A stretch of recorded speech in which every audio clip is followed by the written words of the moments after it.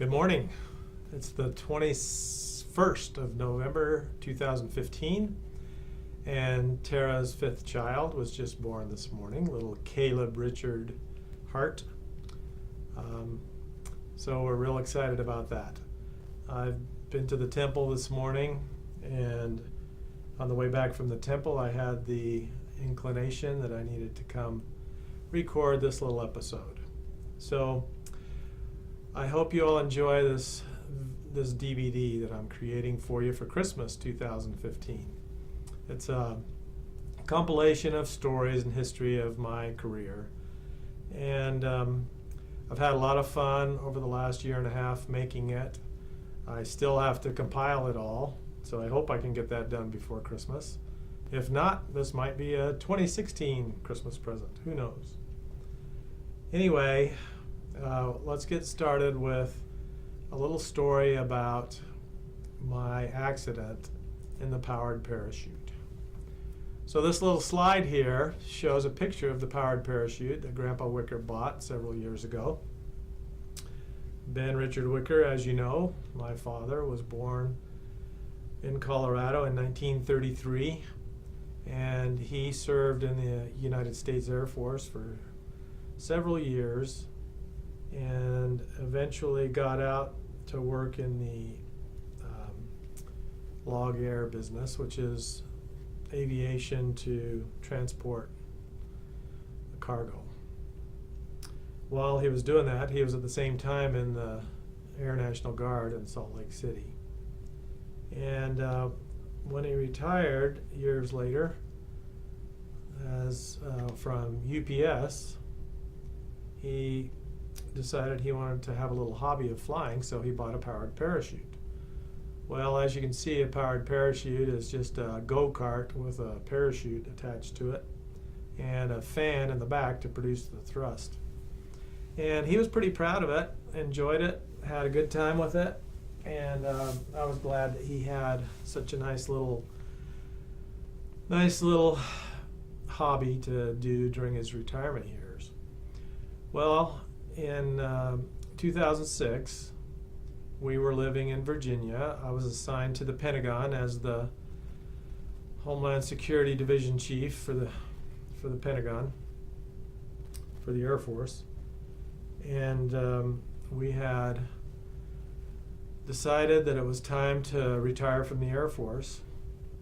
So in December of 2000, I'm trying to remember now. I thought it was December of 2004. We had my retirement ceremony in the Pentagon, and I remember my brother Benj came to that, as well as all the daughters and Pam, and it was a really nice ceremony. I had decided I wanted to teach Air Force Junior ROTC as a second career. And I had started to apply for those positions, but hadn't got any job yet. So I went back to work for the Air Force Declassification Office. And while there, I created a software program that would allow declassifiers to be able to quickly tell what things could be declassified and what things still needed to remain classified. Well, I continued to apply for ROTC positions, and eventually got the good news that we'd been hired at Dixie High School in St. George, Utah, right here where I am creating this video. I'm in the Family History Library in St. George. When we got the job, I think I got the word about February of 2006. And Pam and I immediately made plans to take a house hunting trip in April to come find a house in St. George. So we came down here in St. George in April, late April, and found a nice little house, the house that we now live in on 21 North Charbonne Drive in St. George. We purchased that house, and then we had a couple of days left over before our flight returned to Virginia. So we went up north, stayed with Grandma and Grandpa Wicker, and on Monday, May 1st, 2006, it was the first time I had any free time and the winds were right for Dad to be able to take me up in the powered parachute. We had tried to do this several times before, but every time I visited Utah, the weather was bad or I didn't have the time. But we had a whole extra day now in Kaysville. So I told Dad that I would love to go up in his powered parachute, and we packed up the trailer and took it on out to Syracuse, to the field that he normally uses for his takeoffs and landings. And it was a nice day. I had my video camera with me, and my plan was to videotape the entire flight. So we took off from that field, and it was a very neat experience because it was beautiful. It was open air. I had never flown in an open air cockpit before. As you can see, I don't know if that picture shows it, but it was a two-seater. So Dad sat right in front of me, and then I sat behind him and up a little bit. He had full control of the aircraft, and there is a video of the crash, which I may add to this DVD. So anyway, I had my camera going. We made a takeoff, a normal takeoff, and everything went well. The whole flight. I think it was about a 40-minute flight. We went up over Kaysville, and I do remember one instance where we suddenly hit a downdraft that we dropped about 15 feet instantly. And I remember commenting to Dad saying, hey, Dad, is that usual? I mean, is this thing that sensitive to winds? Because that felt like a pretty good drop there. And he said, oh yeah, that happens. So I didn't worry about it, and we kept on going. Well, we came back around after a nice 40-minute flight. Came back around, landed, had a perfect landing there in the field. And I went to review my video camera, the tape, and I found that I had the video camera on the nighttime setting the entire flight. Well, with the nighttime setting in the daytime, of course, there was too much light and it completely washed out the entire segment of the tape. So I didn't get anything. So I was really disappointed about that. It was getting late in the afternoon, about 4 p.m. And the wind had picked up slightly. I remember looking at, there was a little windsock for some reason. Oh, I guess he had a portable windsock he used. Anyway, the winds picked up to maybe 5 knots. They weren't bad, but they were 5 knots.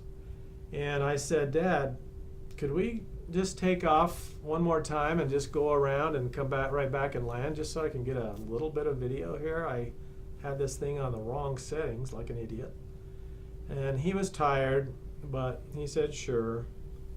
And so I had the camera correctly set now. We started a takeoff, and during the takeoff, we got airborne, but I noticed that we weren't climbing hardly at all. And I saw the row of trees off to my right, and I said something like, are we going to clear those trees? And Dad said, no, actually, I think it was Dad that said to me, I wonder if we should abort this takeoff. And just as he said that, we started climbing. And so I said, looks like we're okay now. And I remember that I had been a little concerned earlier. But we started climbing, and so I said, looks like we're okay now. Well, that's the dumbest thing that I could have said, because Dad, as the pilot in command, had in his mind to abort the takeoff, which would have been the appropriate thing to do because there was something unusual about the takeoff. But because I was another pilot in the back seat and I said, it looks like we're okay now, he decided to continue the takeoff. Well, obviously that didn't work out so good. I thought these pictures were a little bigger, but as you can see, this is the field where we took off. And in the distance there, at the end of the field, is a house with a very large garage that the guy used to put his motorhome in. Well, we continued to climb, but we didn't climb very good. And as soon as we got over that house, Dad could see that things weren't looking so good, and so he started a left turn to try and clear the house. And just as we got to the house, we hit a pretty good downdraft, just like the one we had experienced on the earlier flight. And we lost 15 or 20 feet instantly and slammed into that house, the roof. You can see the close-up right here. That's the corner of the roof of that tall garage that we hit. You can see that we were only a couple of feet from clearing it to the left. Well, when we hit the roof, the aircraft flipped over and we landed upside down on the guy's front lawn. I have the whole crash on the videotape because I was taking video at the time. Well, when we landed upside down, I was above Dad, and the engine was still running and the propeller was still rotating. I looked to my side and I saw a pair of feet coming towards us, and I thought, oh no, I hope he doesn't get caught in the propeller. So I said, Dad, turn off the engine. Well, Dad didn't respond because I believe he was unconscious for a few seconds.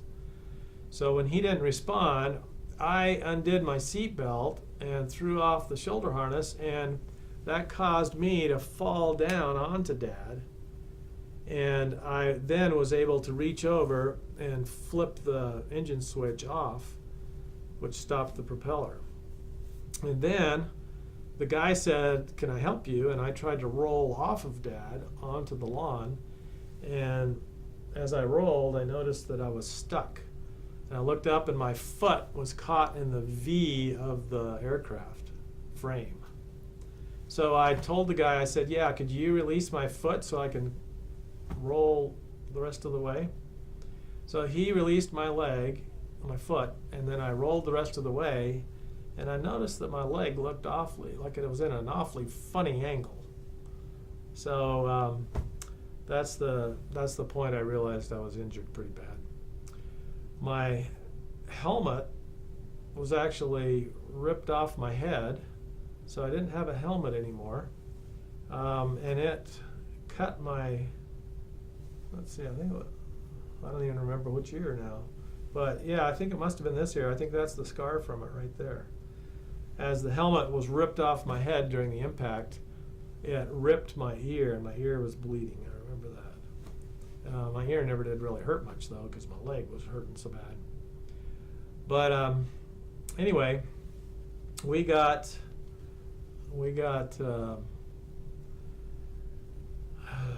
let's see, Dad became conscious, and they sent 2 life flight helicopters, one for each of us. I remember when they were ripping off my pant leg, my jeans pant leg, that I got really, really cold, probably from the shock, and also just from the shock. It wasn't a cold day. So then when they wheeled me under the rotating blades of the helicopter, I remember I really got cold. I was just freezing. And they put me in the helicopter. In the meantime, Mom and Pam had been coming back to pick us up, and they saw the ambulances pass them, and they thought, oh no, I hope that's not Dad and Glenn. Well, when they got to the scene, obviously they saw that it was us, and they were very worried. As Dad's helicopter lifted off to take him to McKay-Dee Hospital in Ogden, Mom ran to her car and started leaving, forgetting that Pam was still there. So Pam ran out into the front of the road and waved them down and said, hey, don't forget me. And anyway, she jumped in the car and went with them. I think Benj was there by then too. He had been working pretty close by on his backhoe, and so he somehow got to the scene. I don't actually know. Mom must have called him or something. Anyway, so then my helicopter took off, and Dad and I both ended up in the hospital in rooms pretty close to each other and recovered. I had received a compound fracture in my left leg, about the middle of the tibia. Dad had broken his right leg and a few vertebrae in his back.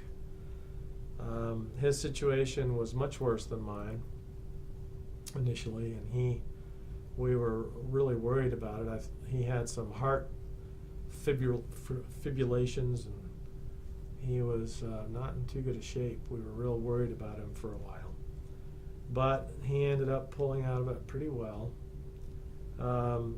We both had were in the hospital at the same time. You can see Dad's back brace on there, and we were both in wheelchairs, and so we had a few wheelchair races down the hall of the hospital, and that was pretty fun. I'm very glad that Dad recovered so well. Anyway, my leg did not recover so well. I think Dad was in pretty normal shape by about 8 months later. We missed our flight home, obviously, and stayed in Kaysville to recover for, boy, I don't even remember. It was either 3 weeks or 6 weeks. During that time, I couldn't work, and I remember Dan Lindsay helping us out financially during that time, and I was very grateful for his help in being able to pay some bills. Actually, it was probably only 2 weeks that I didn't work. So I think we were only there for 2 weeks. And then I went back, and thankfully, due to the job I had with the declassification office, I was able to work from home and continue. So Dan helped us cover the financial gap for those 2 weeks, and I really appreciated that. I owe him greatly. We went back to, I do remember during the recovery though, I watched a lot of the modern Superman series on TV. I think we had them on DVD. And I do remember that it was every time I stood up, the pain was so horrendous with the blood rushing down into that injured area. And I was on a lot of Percocet, and that's the only thing that kept me being able to handle the pain. The physical therapist came while we were there, and he helped me start getting up and walking. They put a rod through my tibia to allow the thing to heal, and we thought it was healing fine. However, when I got home, well, actually even before I got home, the bone had gotten infected, and so it was in kind of bad shape. But we worked with it for 2 years, almost 2 years, thinking that we had it fixed. I was able to come out on July 1st and start my new job here and get into our new house. Pam and the girls stayed until the middle of August, and then they came and moved here. By then it was only Lindsay and Katie though. Anyway, when I got home, I continued to work until we came out here. I was grateful to Dixie High School for hiring me and for allowing me to work for them on crutches for so long. And that first year was an awfully rough year. Allie was, the first year was with Senior Master Sergeant Larry Jones, who has since passed away. And I was off and on of crutches, and once in a while in a wheelchair. I had several follow-up surgeries to try and save my leg. By December of the second year, We thought we had the leg completely healed. I had been on IV antibiotics for 8 months, and it had kept the infection under control. I was trying to remember the name of the bug that got in my leg, and I just cannot remember it now. I used to know it pretty well. So in December of, that would have been 2007, we thought I was completely healed. They took me off of the antibiotic, and within 2 weeks after they took me off the antibiotic, my leg just crumpled again. Completely, the break completely reappeared. And by then it was pretty obvious that it was unsalvageable. So I went to another specialist up at the University of Utah who had this kind of cage that you could put around a leg like mine and try and get it to heal. It would have to be on for a full year. When he talked to me the first time, he told me it had about a 20% chance of allowing my leg to fully heal, but that I'd have to wear it for a full year. Well, so I was all for that. I thought 20% chance of saving my leg, that was worth it. However, when I got home about 4 or 5 days later, he called me on the phone and he said that he had reevaluated it after he'd seen my MRI and had decided that really I only had a 2% chance of that working. Well, it completely blew my bubble, because I didn't want to be in a cage for a year and then have to amputate anyway. So I went through the very difficult decision of deciding to amputate my leg. And we scheduled the surgery for February 29th. It was a leap year. So we had an extra day in the year. So really, I'm only going to be on my second anniversary this coming February of my amputation, even though it's been 8 years. So it was a hard decision. The night before the amputation, I remember Mom and Dad were here in our St. George home, and I was having a pretty rough time thinking about it. We had a family home evening. I remember Katie came up to my my bad leg, and she got a permanent marker, and on the bottom of my left foot she wrote, "We'll miss you." Such a little stinker.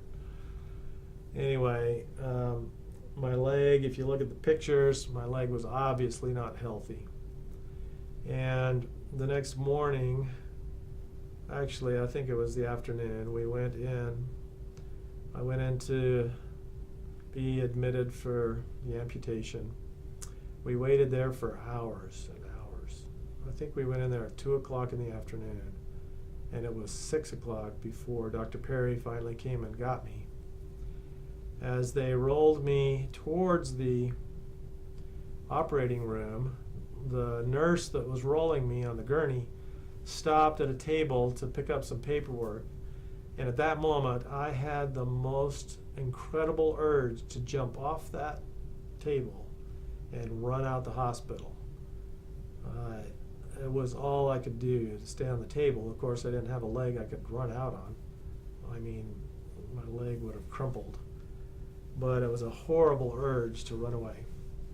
And I had to have right there a very strong prayer, and I asked Heavenly Father to help me to go through with what I had already received an answer was the right decision. So that calmed me down, and shortly thereafter I was on the operating table and the anesthesia was taking effect, and I went to sleep.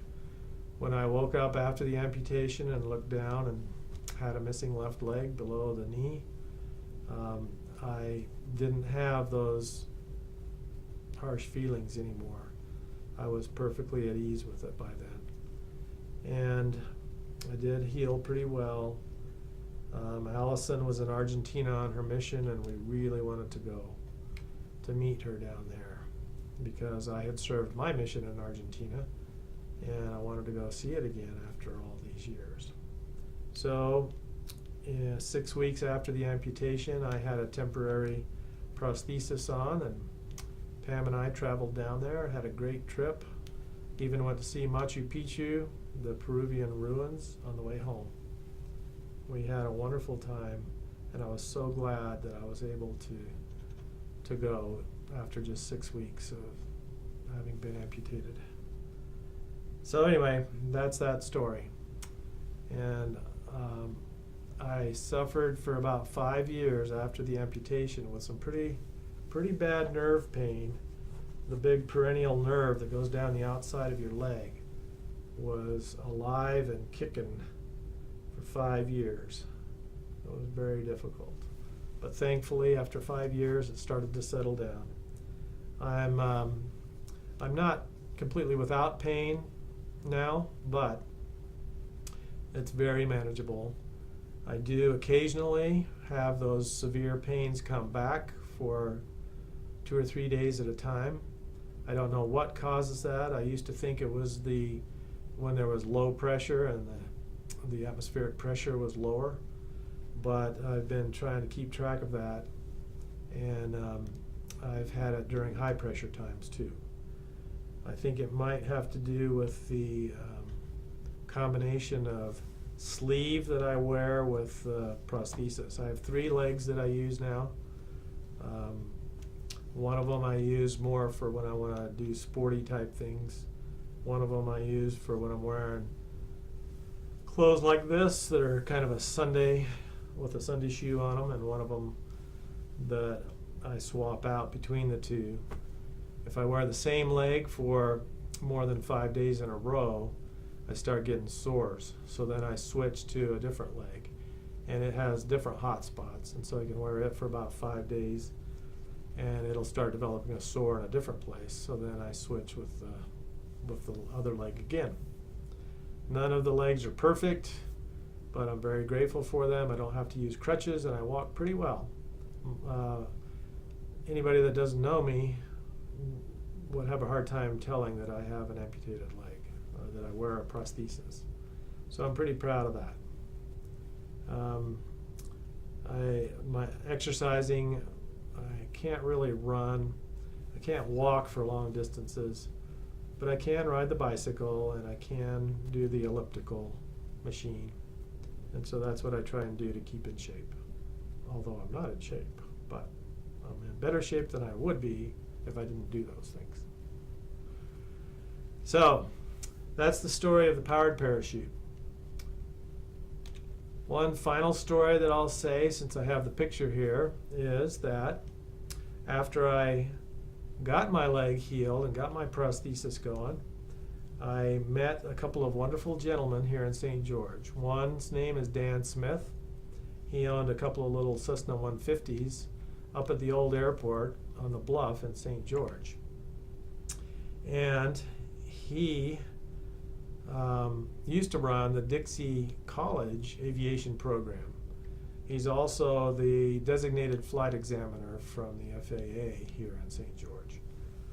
Well, I got to talking to him and found out that I could still fly, even with an amputated leg, that all I would have to do is take what was called a SOTA ride, where an FAA examiner came down from Salt Lake and flew with me in the Cessna 150 to prove that I could handle the rudders and the brakes adequately to be safe in the air and on the ground with an airplane. So a SOTA stands for a statement of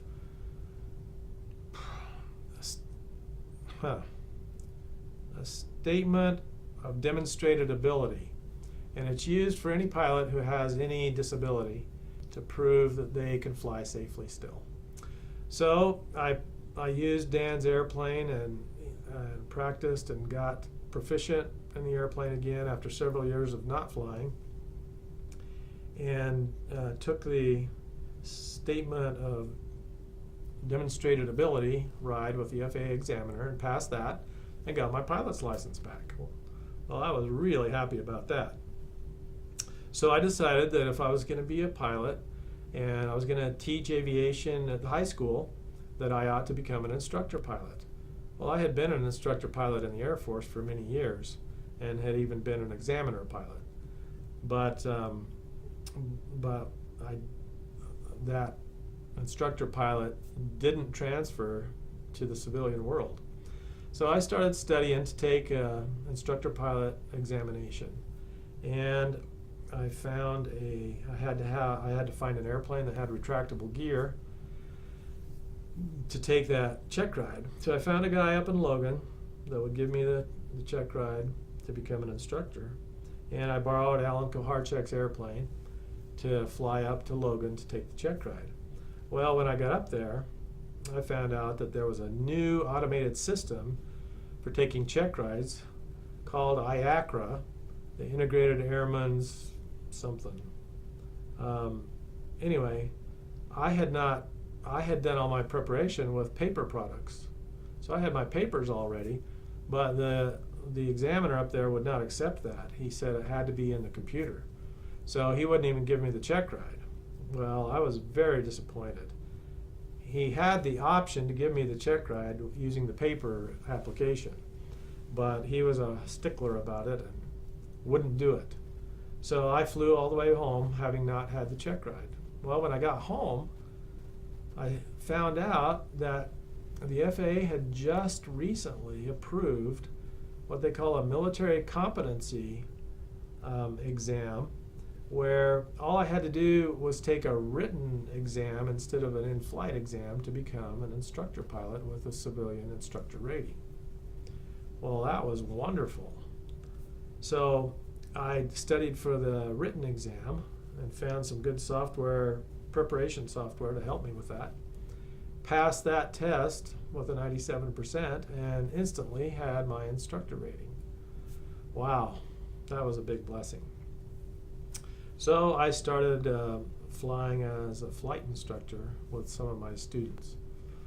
What I do now is I make a deal with them. If they take the ground school to become a private pilot, they take that class in my JROTC classroom, and I teach it.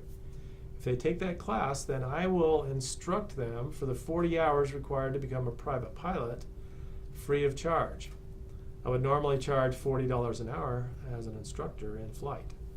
So I do that free. That way they're able to get their private pilot's license for, up until recently, for about $5,000, whereas it would have cost them $10,000. So they were getting it for half price. Recently the price of the airplane went up, so now it would cost them $12,000 to go do it at the airport. If they do it through JROTC with me as their instructor, they can do it for about $6,000. So I've really enjoyed that. As part of that adventure, I found this airplane right here, November 92087.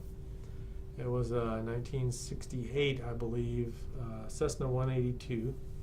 I found a way to become one of 5 partners and own a share in that airplane. This was while it was still based at the old airport on the bluff at St. George. Well, about 3 years ago, they moved the airport out east of the city, southeast of the city. Really nice brand new airport. So we moved the airplane over there, and while it was there, it had some engine trouble, and it was going to cost us $35,000 to get it fixed. With 5 of us, that was about $7,000 each. So we all made the decision to sell the airplane as is and let the new guy put in the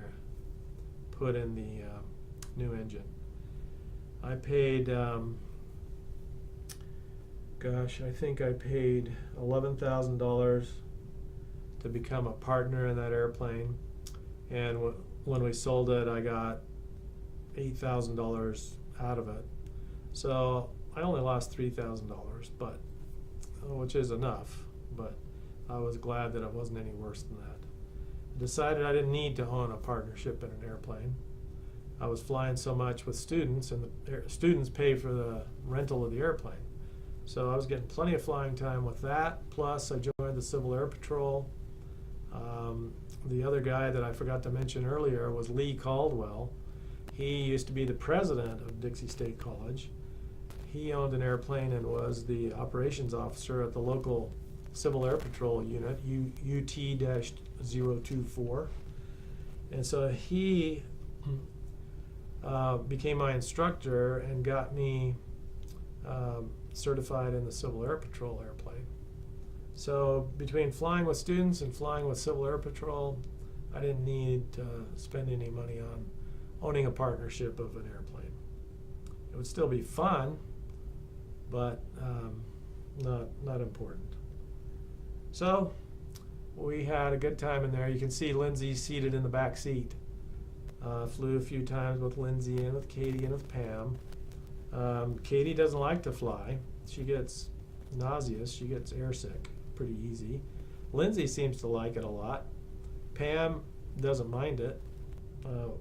Had some pretty rough flights with Pam coming home from northern Utah and some pretty bad turbulence, and Pam handles it pretty well. I do remember one landing at the old airport up on the bluff here with Pam coming back from the Salt Lake area, or Logan probably. And it was really a bad crosswind. In fact, it was about 22 knots of crosswind. The airplane manual says that you shouldn't land in more than 15 knots of crosswind. But we were low on gas, and